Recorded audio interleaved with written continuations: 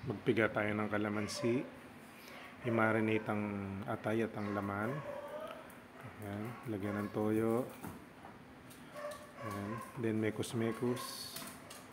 Then mag-prepare tayo ng patatas, kamote at carrots. Bawang, sibuyas, bell pepper, kamatis. Ihanda ang hotdog. And then iprito. After ma-iprito niyan, ilagay ang hotdog, iprito. Then iprito ang atay.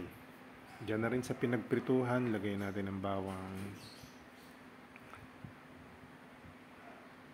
sibuyas, kamatis, isangkot siya natin.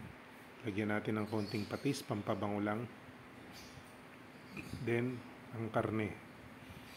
Then, sangkot siya. Lagyan ng paminta. Ilagay yung pinagmarinatean. Pakuluin. Ilagay ang nor. Atay. Ilagay ng pasantanahog.